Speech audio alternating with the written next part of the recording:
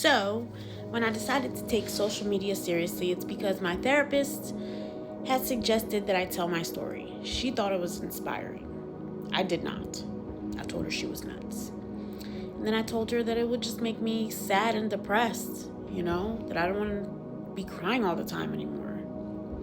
So, even though she felt what she felt, it just wasn't for me.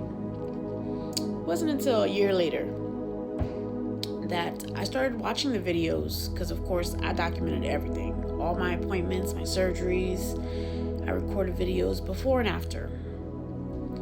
And when I started to watch them and I didn't cry, I kind of, had her in the back of my head, like, maybe I do have a story to tell. Maybe I should share my journey. So, long story short, here we are. And I think I'm ready.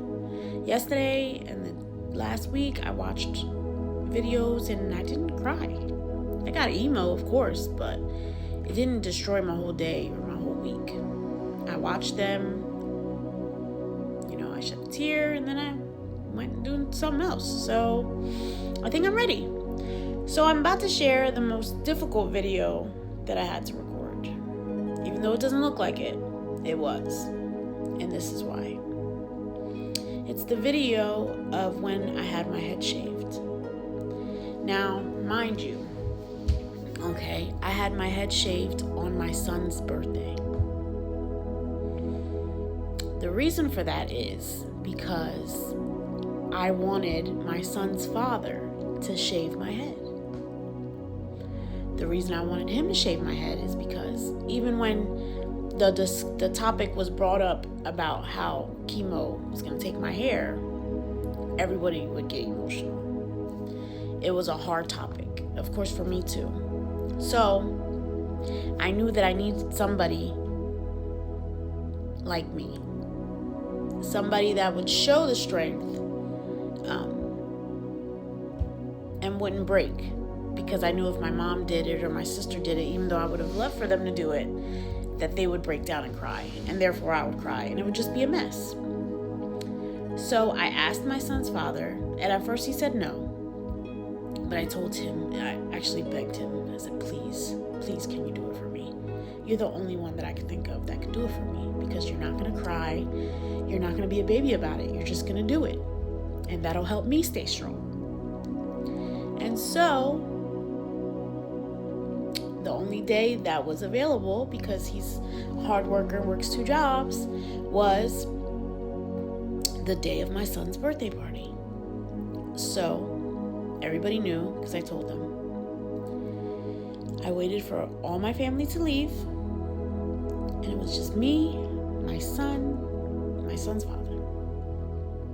And he shaved my head while my son held my hand and told me everything was going to be okay. And it was perfect. It was perfect. And it was crazy because I knew I wanted him to do it, but I was like, I don't know if he's going to want to do it. I don't know how to ask him. We're civil with each other.